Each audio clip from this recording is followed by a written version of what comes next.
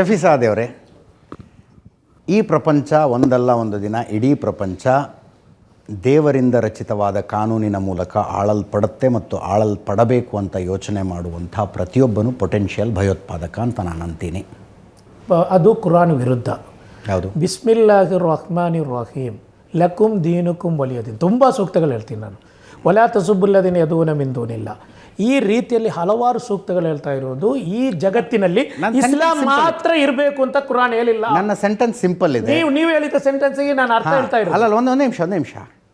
ಒಂದಲ್ಲ ಒಂದು ದಿನ ನಾನಿರುವ ರಾಜ್ಯ, ನಾನಿರುವ ದೇಶ, ಇಡೀ ಪ್ರಪಂಚ ದೇವರಿಂದ ನಿರ್ಮಿತಗೊಂಡಿರುವ ಕಾನೂನಿನಿಂದ ನಡೆಯುತ್ತೆ. ಈ ಸಂವಿಧಾನ, ಪ್ರಜಾಪ್ರಭುತ್ವ ಇವೆಲ್ಲ ಕೂಡ ಮಾನವ ನಿರ್ಮಿತ. ಇವೆಲ್ಲ ಹೋಗಿ ದೈವ ನಿರ್ಮಿತ ಕಾನೂನು ಬರಬೇಕು ಅಂತ ಯೋಚನೆ ಮಾಡ್ತಾನಲ್ಲ, ಅವನು ಪೊಟೆನ್ಷಿಯಲ್ ಭಯೋತ್ಪಾದಕ. ಪೊಟೆನ್ಷಿಯಲ್ ಭಯೋತ್ಪಾದಕ. ಅಮೆರಿಕದ ಒಂದು ಅಮೆರಿಕದ ಒಂದು ಸರ್ವೆ ಹೇಳಿದ್ರಿ. ಅಮೆರಿಕದ್ದೇ ಒಂದು ಸರ್ವೆ ನಾನು ಹೇಳ್ತಾ ಇದ್ದೀನಿ. 37% ಮುಸ್ಲಿಮರು ಹಂಗೆ ಯೋಚನೆ ಮಾಡ್ತಾರೆ. ಶರಿಯಾದಿಂದ ಈ ಜಗತ್ತು ಸಾಧ್ಯನೇ ಇಲ್ಲ. ಒಂದು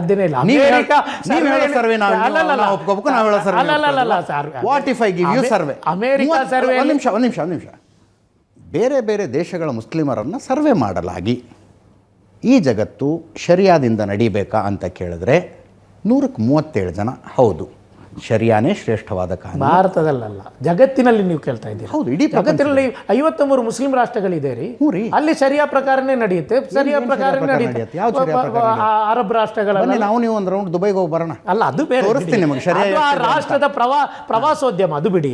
ನಾನು ಹೇಳ್ತಾ ಇರೋದು ಮುಸ್ಲಿಂ ರಾಷ್ಟ್ರದಲ್ಲಿ ಶರಿಯಾ ಪ್ರಕಾರ ನಡೆಸೋದು ಏನು ತೊಂದರೆ ಇಲ್ಲ.